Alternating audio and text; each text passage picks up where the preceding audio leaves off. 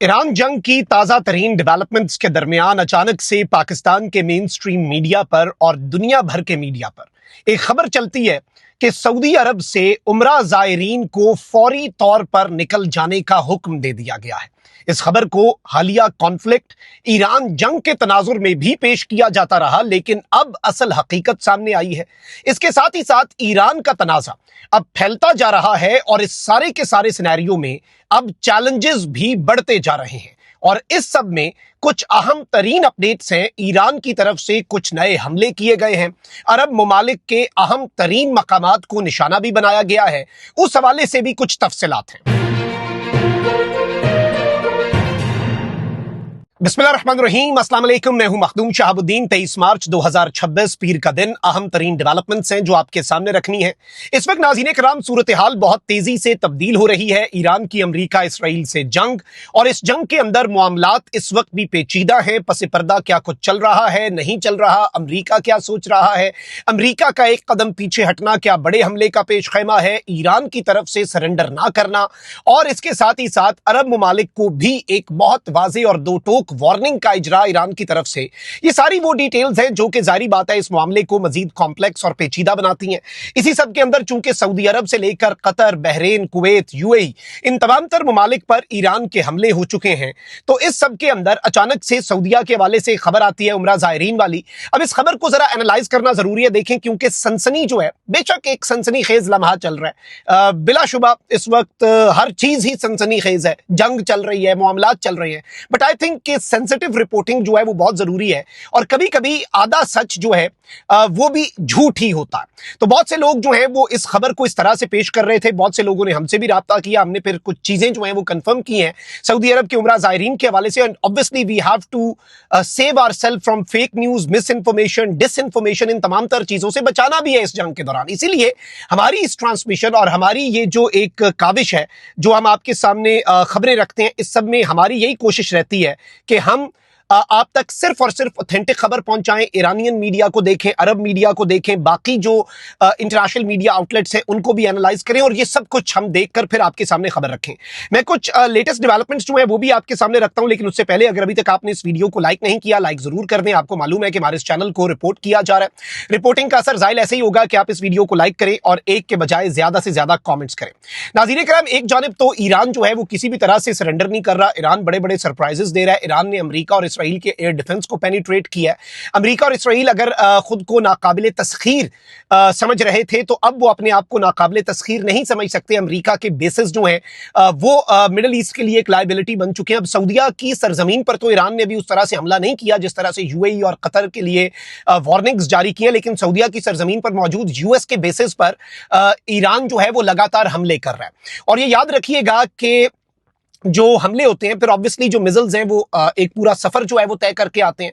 तो अमेरिका के जो बेसेस हैं उन तक हमले हों, या इससे पहले भी जो हौसियों की तरफ से सऊदी अरब की मुख्तलिफ तनसीबात पर हमले किए जाते रहे, उसमें जो दो अहम तरीन शहर हैं मक्का मुकरमा और मदीना मुनव्वरा, हरमैन शरीफैन जो हैं उनके हवाले से मुसलमान जो हैं उनको एक कंसर्न ही रहता है। एंड ऑब्वियसली इसमें एक पॉसिबिलिटी ये भी होती है कि कोई मिस फायर ना हो जाए, कोई गलत चीज ना आ जाए। तो एक चीज मैं आपको ये कंफर्म कर दूं कि जो दो होली सिटीज हैं उनका दिफा पाकिस्तान के पास भी है। पाकिस्तान भी जो दो मुकद्दस तरीन हमारे शहर हैं, और फिर खाना काबा, मस्जिद नबी, रोज़ा रसूल सल्लल्लाहु अलैहि वसल्लम, ये वो मकामात हैं जिनमें हमारी जान है।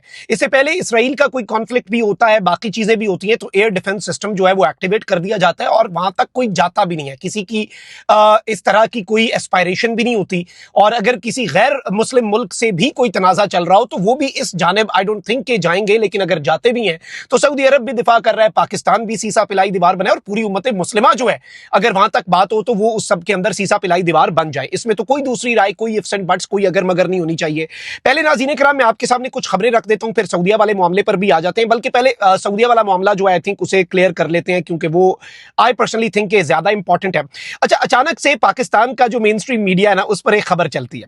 खबर बड़ी दिलचस्प होती है, और खबर यह होती है कि सऊदी वजारत हज व उमरा ने उमरा जायरीन को 18 अप्रैल तक सऊदी अरब छोड़ने का हुक्म दे दिया और कहा कि उम्रा ज़ायरीन वीजे की मियाद खत्म होने से कबल वतन वापस रवाना हो जाएं, खिलाफ वर्जी के मुर्तकिब अफराद पर कैद व जुर्माना आयद किया जाएगा।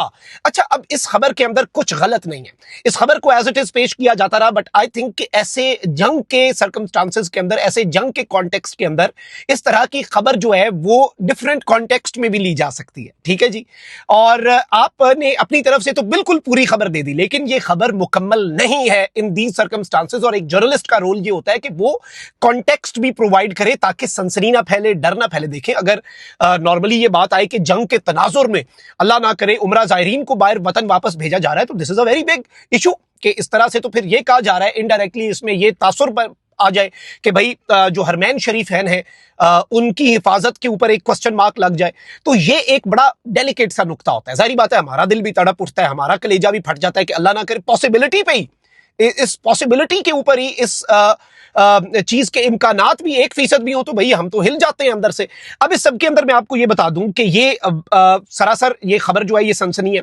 और अब मैं आपको ये बता दूं कि सऊदी अरब में जब भी हज की तैयारियां होती हैं, रमजान में भी जब वीजे इशू होते हैं, तो उसी वक्त ये बता दिया जाता है हज फ्लाइट्स और तैयारियां शुरू हो जाती हैं। तो इस सब के अंदर उम्रे के वीजे हज के दौरान जारी ही नहीं किए जाते, और जो पहले से उम्रा वीजाज का इजरा होता है वो भी एक सर्टेन डेडलाइन के हवाले से होता है। नॉर्मली उम्रा वीजा 90 डेज का होता है, लेकिन इन दिनों में अगर उम्रा वीजाज का इजरा हो रहा है तो उसमें कैटेगोरिकली जो लिमिट है वो एक आखिरी दिन होता है जिस दिन तमाम उम्रा ज़ायरीन ने मुल्क छोड़ना होता है। So this is a routine activity. एक चीज तो आप ये समझ लें, और आई थिंक ये क्लैरिफिकेशन रखना जरूरी भी था, क्योंकि एक डर और सनसनी और इस चीज की जरूरत नहीं होती, और लोगों ने भी इसके ऊपर बड़ा आड़े हाथों लिया पाकिस्तान के मेन स्ट्रीम मीडिया को, एंड आई डोंट थिंक इस तरह से व्यूज जो है वो कमाने चाहिए।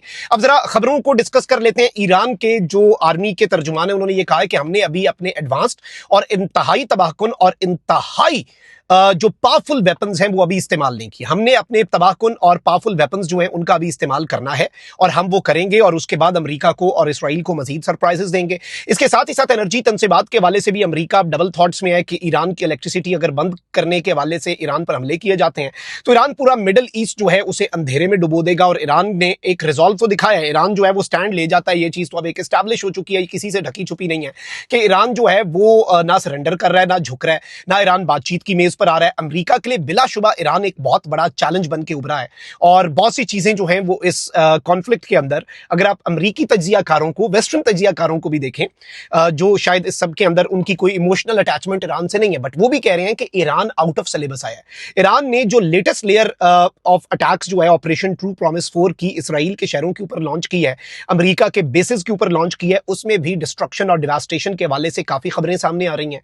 और ऑब्वियसली इस वक्त परेशानी है अमेरिका के अंदर, जो ट्रंप की अप्रूवल रेटिंग्स हैं उन पर इफेक्ट पड़ रहा है, मिड टर्म इलेक्शंस के ऊपर इफेक्ट पड़ सकता है, नंबर गेम ऊपर नीचे हुई तो इसी एक जंग की बुनियाद पर मवाखजा हो सकता है, और अब ट्रंप के लिए मुश्किलात हैं, आगे कुआं है पीछे खाई है।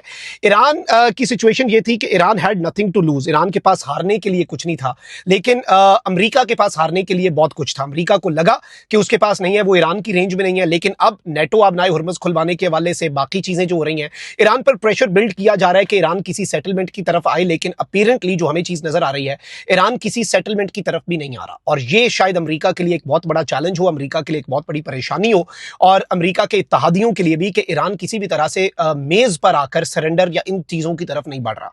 सो लेट्स सी चीजें कहां पर जाती हैं, लेकिन अभी भी मैच फंसा हुआ है, ईरान पर अमेरिका के हमले बदस्तूर जारी हैं।